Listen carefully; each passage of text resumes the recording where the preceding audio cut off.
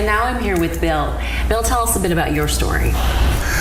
Well, my story is a little different than others. I have this principle in my mind that I think that employers really need to adopt. Now, they're reluctant to do so. I understand they want to concentrate on the bottom line. But they forget that the bottom line is not the bottom line without people who can hold that bottom line up.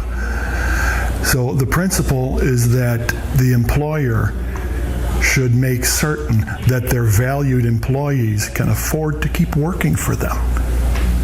I mean, if you're keeping them and you're not firing them, shouldn't you make sure they can get there? Shouldn't you make sure that they're healthy enough to do the work? Shouldn't you make sure that they have enough money to have a place to stay? Otherwise, they're not going to be able to continue making you money. Mm-hmm. So what happened with you specifically?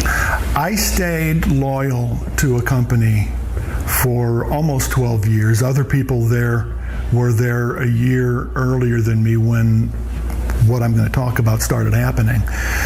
That the company that used to be one of the highest paying companies in the area stopped giving anybody raises. For 12 years and probably more. Not even the highest executives could get raises. Now, obviously, they're making more money. They've got leeway. They can survive that period. But you've got people like me. I was working, say, 40 or 50 miles away from where I was living. And there are no bus lines to cover the distance. I mean, there's a point where there are 0 bus lines, and if you want to get from one bus line to the other, you have to walk across farmland and across the Missouri River. And unless you're Jesus, that's kind of hard to do. But so what made your situation go from you being able to afford to be in a home to not? I was driving a vehicle that was very old. And with very old vehicles, things happen. And it got to the point where it was not safe to drive on the highway. And not safe to drive on the highway meant I couldn't get to work. Since I couldn't get to work, they said I abandoned the job. Since they said I abandoned the job, I couldn't get unemployment. I, in fact, had to argue with them gently, but argue with them over the phone to let me off the payroll. Because they were, apparently I was so valuable, they did not want to let me get off the payroll even when I couldn't get there. And you can't get unemployment if a company claims you're employed. Mm-hmm. So it sounds like you were living maybe check to check? Oh yeah. Okay. For a while I was, yeah. And there's a lot of people that are still working there that still are. Mm-hmm. Mm-hmm. Yeah. And so what brought you here? The Lord had led me. I had been not wanting to face it for several years. He had been giving me indications that homelessness was coming. And I would congratulate myself for finding ways of staying in this place a little longer. Finally, I asked the Lord, can I have one more year? And I think to the day, it was 1 year that I was out of the apartment.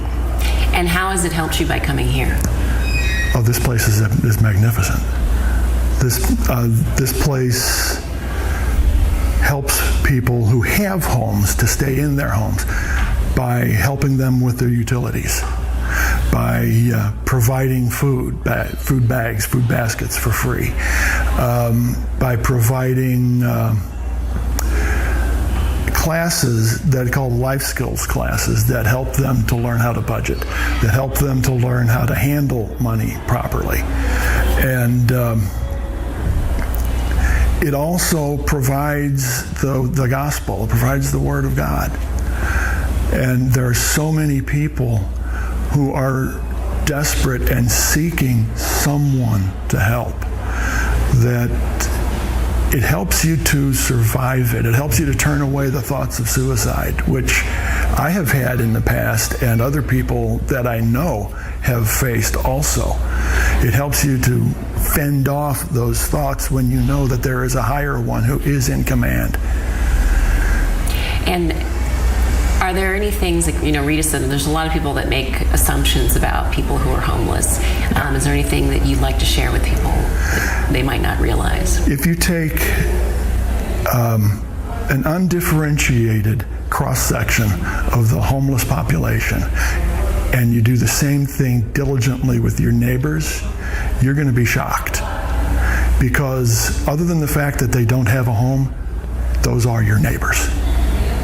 That is the same cross-section. I've heard people say, well, there's a 30% prevalence of drug and alcohol problems among the homeless. Well, guess what? There is among your neighbors too. We have a guy who came in here homeless because when he was serving with the Red Cross, a tornado dropped a huge oak tree diagonally across the home he was renting.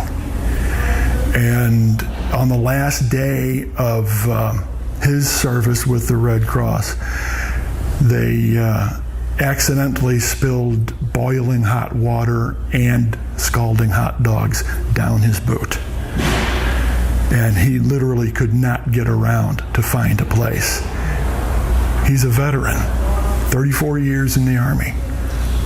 And the VA had no place to put him up. They told him, come down here to New Life Evangelistic Center. And he came here. He sensed the call from the Lord, and it was confirmed when Reverend Larry Rice challenged him. This guy has more than a couple brain cells to rub together. He's got a master's degree in public health, a master's degree in microbiology, a master's degree in clinical microbiology, and a PhD in medicine. And he was homeless. He doesn't drink, he doesn't do drugs, and he was homeless. He's our shelter manager now. Well, thank you for sharing that. Is there anything else you'd like to share?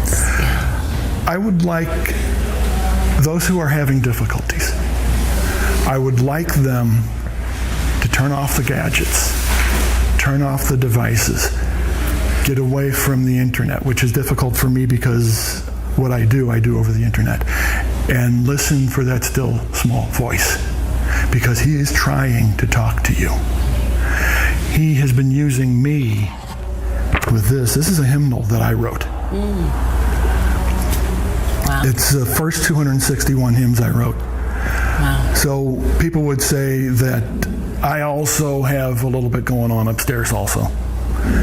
And you don't want to fall into the trap that I fell into and just think that just because someone doesn't have a home means they're somehow deficient. Mm-hmm. The only thing they're deficient in is that they don't have money. And money doesn't rule, money is a tool. And people need to remember that. They need to remember, like the gentleman with the PhD in medicine, that you don't know where you're going to be living tomorrow. In fact, you don't know if you're going to be living tomorrow. So have grace on people. Have mercy on people. When you are in a position to help, don't turn away. Help. Thank you, Bill. Thank you.